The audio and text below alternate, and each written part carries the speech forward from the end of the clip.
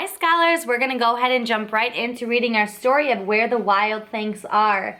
Now, remember, I might stop and ask a few questions. If I do, remember to pause the video, think about your answer, and then share it with an adult. Let's go ahead and get started. Where the Wild Things Are. The night Max wore his wolf suit and made mischief, one of a kind, and another. I'm gonna stop right here because I think we just met our first character, scholars. Now I'm gonna go back and turn to the first page because remember, it's okay as readers to go back to find answers in the book. Now, who can tell me what character? Who is this? What's this name of the character? Max, right. Max is the first character we met so far, and I wonder if he'll be the main character of our story. Let's keep reading to find out. His mother called him Wild Thing, and Max said, "I'll eat you up." So he was sent to bed without eating anything.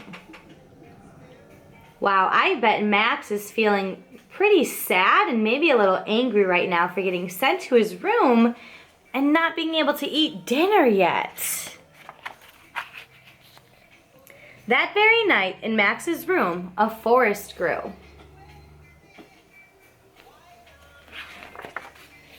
And grew.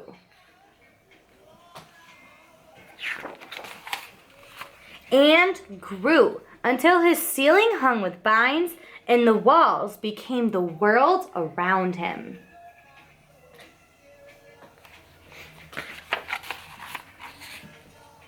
And an ocean tumbled by with a private boat for Max, and he sailed off through night and day.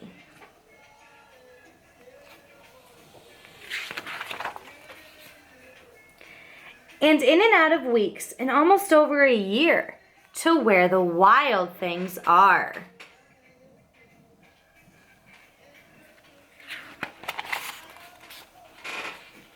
And when he came to the place of where the wild things are, they roared their terrible roars, and gnashed their terrible teeth, and rolled their terrible eyes, and showed them their terrible claws.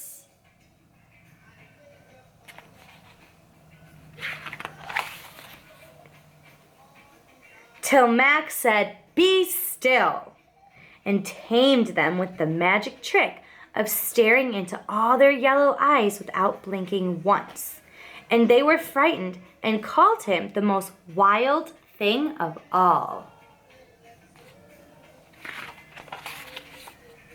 And made him king of all the wild things. And now, cried Max, let the wild rumpus start.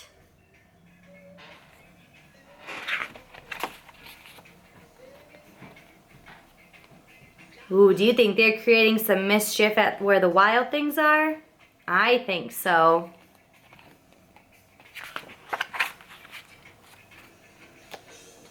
Looks like they're having some fun though, scholars.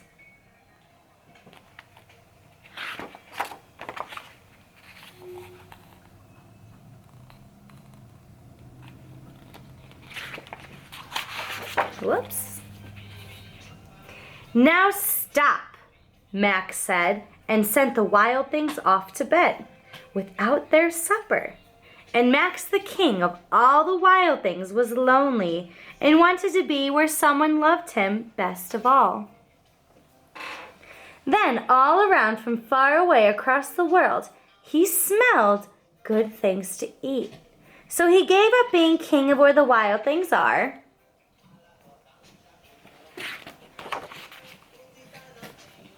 But the wild things cried, "Oh, please don't go. We'll eat you up. We love you so." And Max said, "No." The wild things roared their terrible roars and gnashed their terrible teeth and rolled their terrible eyes and showed their terrible claws. but Max stepped into the private boat and waved goodbye.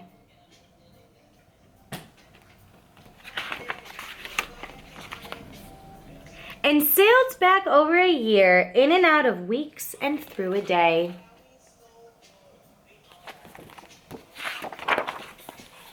And into the night of his very own room, where he found his supper waiting for him.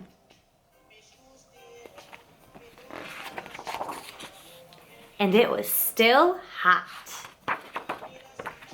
The end. Okay, scholars, thank you so much for listening and answering that question earlier in the story. So I know that we met Max in the beginning of the story, and I was wondering if Max was going to be our main character.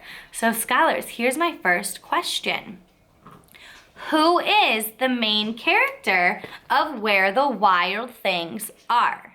Go ahead and pause the video, think about your answer, and share it. Okay, scholars, I want you to share your answer with me. So, who is the main character of Where the Wild Things Are? Max, right. We know that Max is the main character of the story because he is in the story the whole time. We are learning Max's thoughts and feelings throughout the story, and we continue learning all about him. So he makes it the main character. Now, how did Max go to where the wild things are? In the beginning of the story, Max had to get to where the wild things are. Let's go back in our story to try and figure out how Max got to where the wild things are. How did he get there? Great, a boat. Max got on a boat and sailed a really long time before he landed of where the wild things are. All right, scholars, thank you very much for paying attention.